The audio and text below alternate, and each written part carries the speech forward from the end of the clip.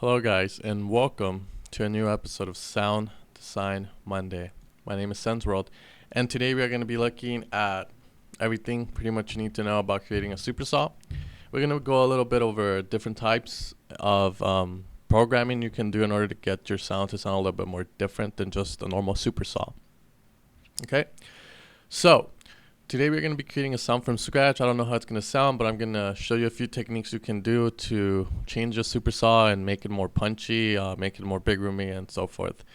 Okay, so in order to create a supersaw, the first thing you need to know is that you need to have 8 voices in every oscillator. And for silent one, we're going to be using 4 oscillators. We're going to turn retrigs off, but you can have them on. We're going to lower sustain a little. The reason for that is because since we're going to be having 8 voices, 8 voices means 8 saws are going to be coming out in unison, and that tends to get loud. So we're going to compensate for that by lowering down the unison to halfway. So let's see how it sounds. Okay, so now here is the key thing. When creating supersaws, detunement is the most important thing, and it's one of the easiest things to do. All you have to do is pretty much just set the detunement to however you want. So for oscillator Part A, oscillator A1, we're going to detune by 12 o'clock. Oscillator A2, 10 o'clock. Oscillator B1, we're going to detune to 11. And then the last one, which is oscillator B2, we're going to detune the shit out of it. So now it should sound like this. So that's all we're getting. Now we got to give it its shape. And this is where, ADSR comes in our amp. So part A, we're going to be increasing the release, and this is the first one we're going to create. We're going to increase it by like a little bit before 5, and part B, same thing, a little before 5. Now it should sound really good. Let's see. Let's increase the sustain now halfway up so we can get more sound. It's coming out. Let me increase my volume. So there we have a standard, pretty much standard supersaw. Okay, so now we got to start making it sound more unique. I mean, anyone can do this. So how are we going to do this? Okay, so here are a couple of techniques you can do. So first thing you can do is you can detune the shit out of one of them, like let's say part B, and just keep these ones low. Now we got more buzzing. So pretty cool. Next thing you can do is probably use mod envelope 2, and what mod envelopes are going to be doing is they're going to be altering some sort of parameter in silent 1 through ADSR phases, which attack, decay, sustain, and release. One of the most popular ones that got big right now is to make it a little bit more punchy, is you can put a mod envelope on the pitch. So let's do it to both pitch A and B. We're going to increase it by, let's say, 38, and increase the decay a bit. So the higher decay goes, you get more of that.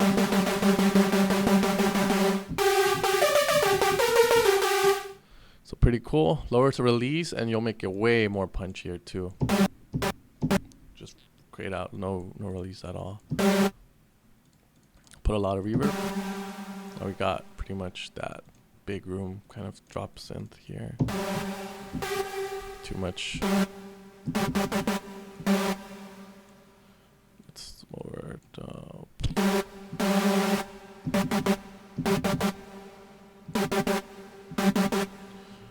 Go.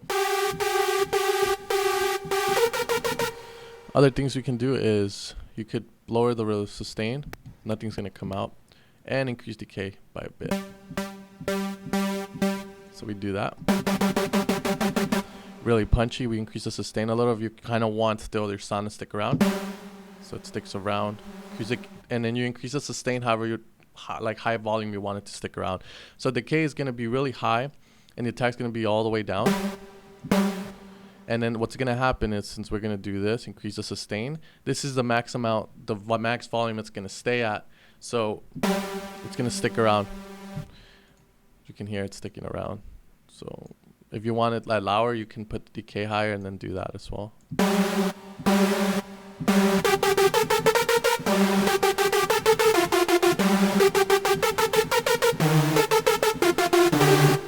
So pretty cool. There's so many things you can do. We can get into the LFO as well, and let's see what we can work with here. could do distortion amount, so many things. Volume, you're gonna add sort of like a, you can do sidechain through here pretty fast. But let's see what else we can do. We can put a cutoff AB, and you can then start putting filters to your sounds. So this is gonna be kind of like a drop kind of thing.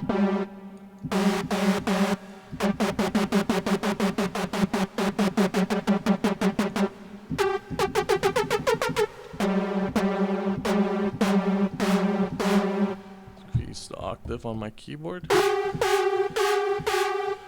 Let's see, getting cool sounds coming out of it.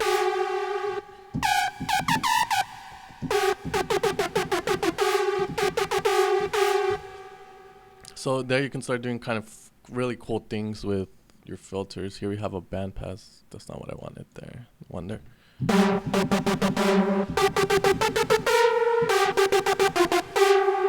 So pretty cool. Now let's create something else. So this is gonna be kind of like a standard thing for drops, but then like you can, in order to make it dirty, you can add distortion. You can use Camel Crusher, but I'll just be using Silent 1 to check out the type of distortions and what it can do for you.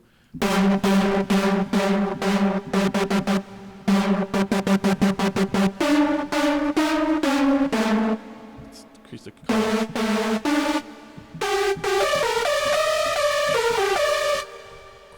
Let's try fullback.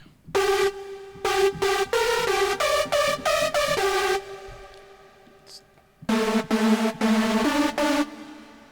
try phaser.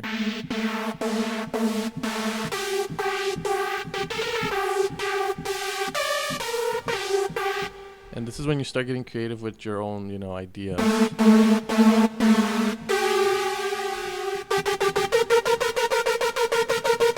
And that's what we get with the chorus, and then we can EQ the house to lower bass and kind of get that high coming out.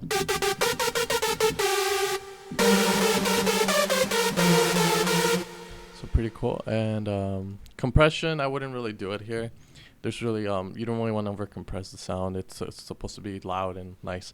So this is going to be like a standard kind of drop layout. But now let's get more into more kind of like a supersaw you would hear in the breakdown. And these are types of, like the ones you would do in the breakdown. The only difference is the sound is a little bit more subtle. Really, same programming, 8 voices with saws, retrigs off. And pretty much what you're going to do is just lower sustain to about 8. And then what we're going to get is a release. And there we go. So now we have that. Now we're going to detune. So remember, detuning is important. We're not going to over detune it though. Just add a bit of detunement.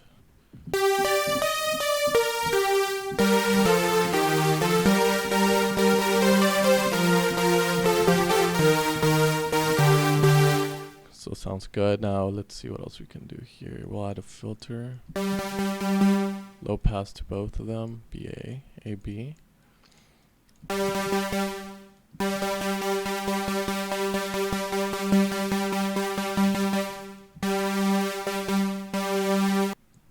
There we go. 12 dB. Resonance a little bit up. And then we'll...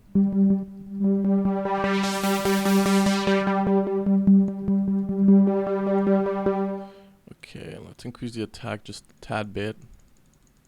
If you want a punchy supersaw, then you leave the attack down. We'll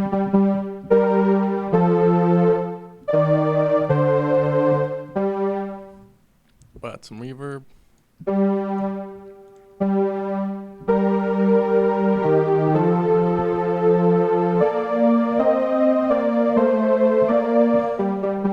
Sounds pretty good.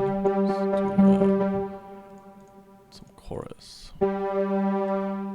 Cue lower bass a little. Keys. Okay, now the important thing about breakdowns is that your supersaw can actually take a lot more frequencies than, you know, and a drop when you kind of just want your supersaw to kind of be loud in the mid highs. And so we can lower down one by an octave, lower this one up by 1, keep these the same, and now we get something like,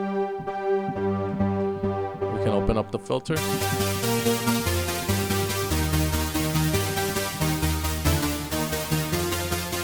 now we we can do it. Now we can play what brick, like I like to call transriffs, that big room is really using a lot.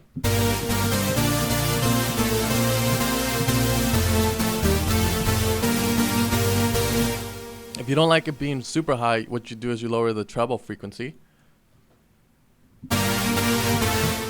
Lower a little bit more, too high. Okay.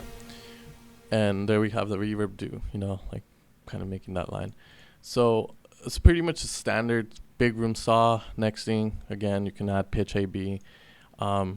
Oscillator to, let's see, pitch AB right there by a tad bit. Increase the gain, 164.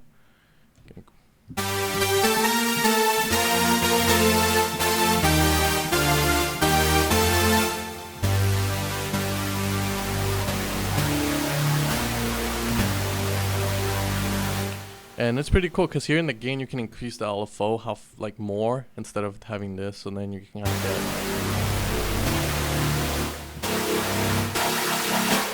get really crazy sounds. Let's see.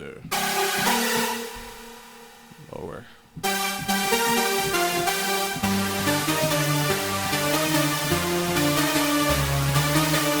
Cool. Okay, so that's normally a breakdown one. Let's get rid of this though. Okay, so one other thing you can do is lower the notes by 7.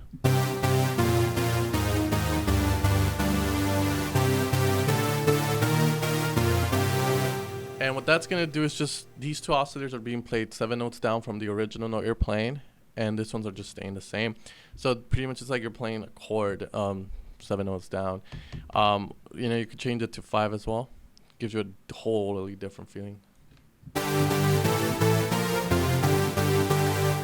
And you can go back to normal, and it just sounds like that. Okay, there's more things we could do to supersaws. Is we can turn them into pads. Way you would do that is just, you know, increase the attack, release, sustain all the way up, and then what we're gonna do is increase polyphony up to, let's say, 8, just so we don't fuck with you guys' CPU. And pretty much what we're gonna get is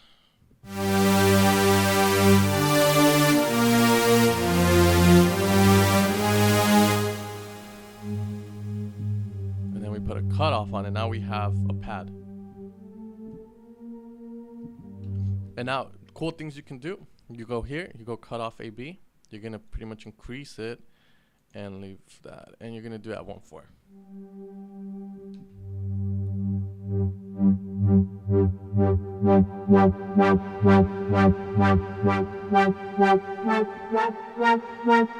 So cool. And another thing, put cut off all the way up, volume AB, just do the same thing. And pretty much we're gonna decrease volume a bit.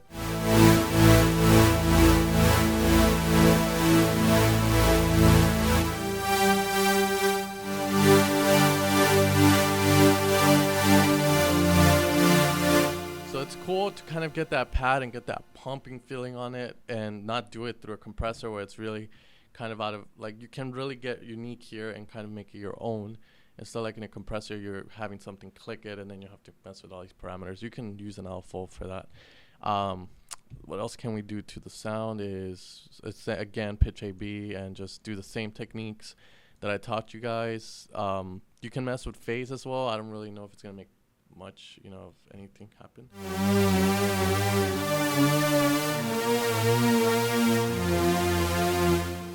Cool. We can get that kind of Avicii sound at the end of every note, but I'm going to teach you guys how to do that through Silent One next week when we talk about creating your own melodic square synth. There's more things we could do as well. Is we can mess with, let's see, what was that? I believe it's the pitch, and you just do it at a rate of 1/4.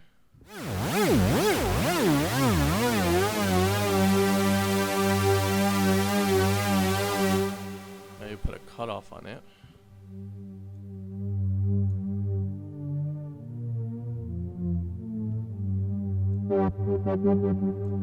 To get cool sounds out of that. So yeah, I believe that's everything with supersaws that you can do. I mean, you can also make plucks out of them, which are really gonna be loud here. We can lower these down.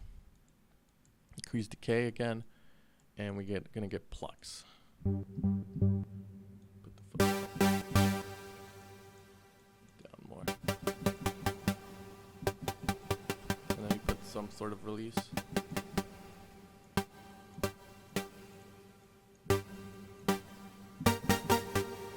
Lower cutoff.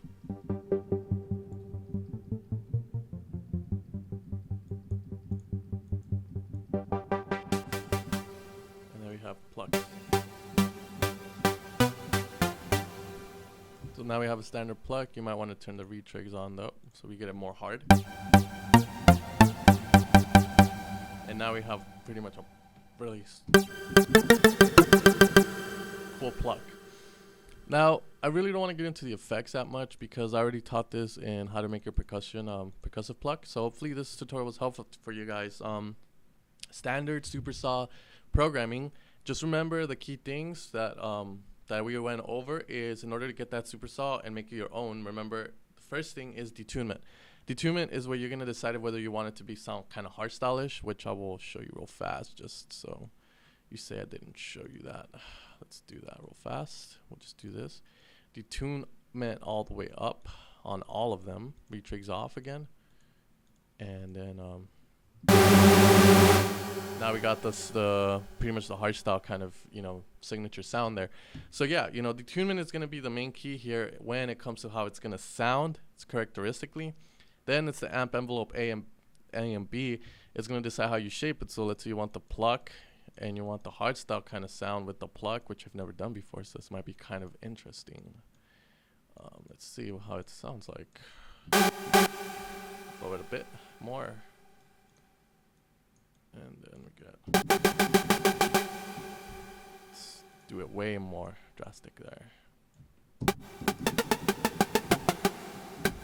Sounds pretty cool. So yeah, you know, like envelopes are gonna decide how the sound comes out, so that you can decide whether you want a really punchy kind of Supersaw or you want a kind of mellow, you want the pad and so forth. Your mod envelopes are gonna be key in kind of you know, working and kind of giving movement to the sound in a way. And then your LFOs, you can do crazy stuff like apply it to the pitch and all that stuff. So that's pretty much just a basic understanding of the Supersaw. There's more advanced things you can do, but that is going to be up to you guys to do it. You have to get crazy into synthesis to do that, and what I mean by that is you have to experiment and see what works and create those sounds. Just remember one thing is that Supersaws will never change the way they sound, so the only thing you can change, honestly, and it's going to be certain things like lowering the quality of it through distortion and so forth. You know, you could come up with cool sounds. Usually distortion doesn't work well with Supersaws. But yeah, that's generally the route you would take in order to creating your own sounds. This is just the basic. Now you know how to make a Supersaw. So it's good if you guys want to, after this video, you guys want to experiment with that and just change knobs and get crazy with it. Anyways, guys, this is Senseworld. I hope this tutorial was helpful. Next week, we're going to do something similar, but this time we're going to be working with a square saw. And the week after that, we'll do more things like making your own bass and so forth. Anyways, guys, make sure to subscribe, hit the like button, and I'll see you guys next week.